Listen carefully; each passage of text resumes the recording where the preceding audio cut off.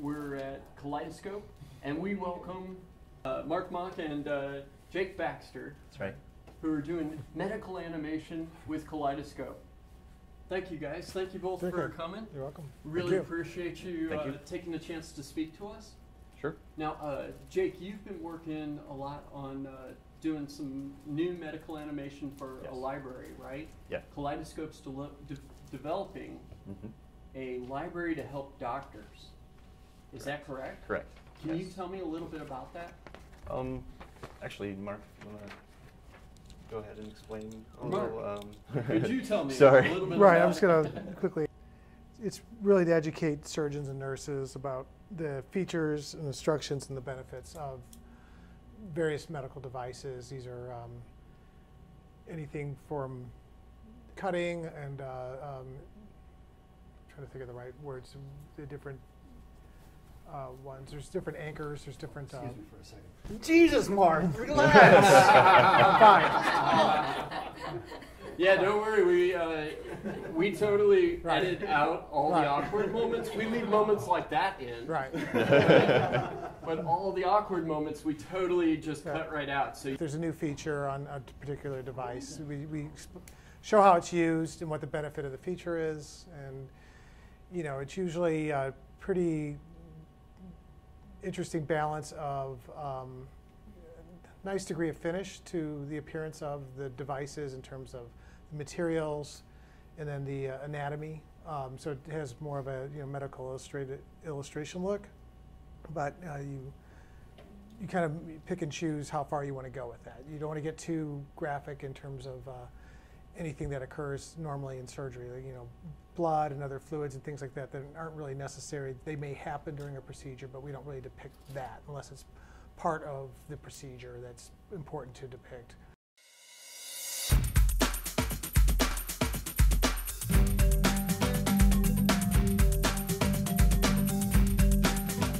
All right, this video is of the 5mm trocar with the OptiView technology. go ahead. As you'll see here, the trocar will create a port for the instruments for the laparoscopic surgery. Wow. So digging through the fat there. That's right. Most of the time we use a sort of a basic three-point lighting setup, depending on the shot. I believe in this shot we had 2 spotlights and an area light, just for a fill, key, the basic 3-point. And then we also used an HDR image that Mark created from an OR room. Really? Yeah. I never would have imagined that you'd do that. Yeah, but HDRI is so powerful. Oh, sure. Absolutely, yeah. In architecture, I totally understand how it would be used, but the idea that you would use it as you're sectioning through a body. Yeah, we had the opportunity to actually we more or less digitized an operating room. Went through and took hundreds and hundreds of pictures of everything in there and measured things and modeled the whole thing up. And while we were doing that, we also did some HDRI images and so on, and kind of used some of the same approaches that we use in our team does with the retail visualization we do when they build retail spaces. So we kind of use that same approach and built an entire operating room with the lights and all the beeping machines and the table and the entire environment. So we have that in 3D, but so we actually use some of that as well for these other projects as well.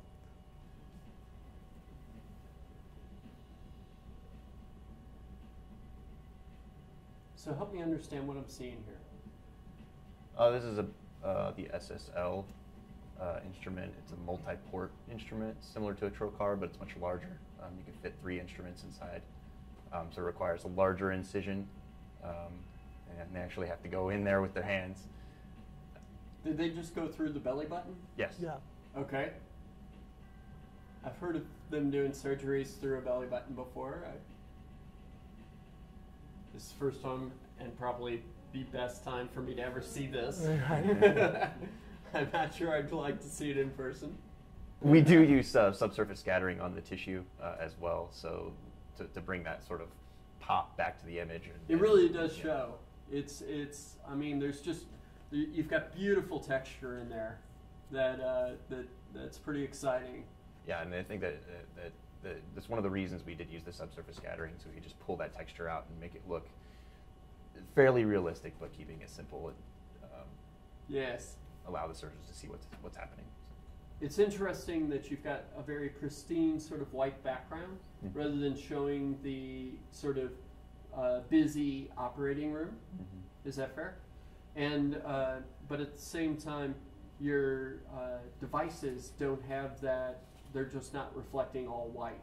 Right. So are you using some sort of reflection map, or what do you do in order to keep that from just being black and white? Right. Yeah. Again, we're getting the reflections and refractions from the HDR that we're using to actually light the scene, and it's also being used as that reflection map. So you're using HDRI or HDR to light the scene, and then you're supplementing it. It sounded like with a couple of spotlights. Yes. That are just sort of highlighting the areas that you need. Right. Yeah. We usually match them up to the image just to sort of enhance it a little bit more.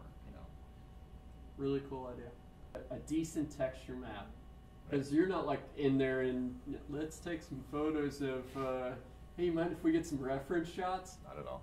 How are you getting your like these beautiful textures? Those were hand painted.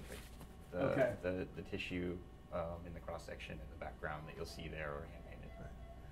Yeah. That makes sense. That's because I've seen a number of other medical animators do it, and it's like it's red or it's yellow, and it doesn't have all of this extra. Along with what you've already described, the going up and above on the lighting with using HDR, right, and subsurface scattering, you guys are really getting a beautiful effect here. Yeah, thank you. We usually try to develop the look as far as we can without creating any distraction for the viewer. What are some of the other challenges that you run into in doing medical animations? I think, depicting the just the motion of it. And also the how far you want to go with the anatomy. You want it to look. It should be identifiable to the surgeon. Like, yes, this is this particular bone, this is this particular muscle, and it's correctly displayed. What do you strip away? Even if you look in a right. Yeah, we usually reference medical illustrations. A lot of times, they'll strip off the different layers. Anatomy. Yeah. Right. Yeah, huge medical books that we reference that show each layer of muscle, what vessels are there, how it's correctly placed, so we can basically keep it accurate but simple. I have this picture in my head of a doctor in the middle of a surgery going, wait a second, let me pull up my kaleidoscope video and just, oh yeah, I put it right here. That's right. Do you get the sense that, have you ever thought that maybe they'd be in the middle of a surgery and they just kind of go back to your cliff notes?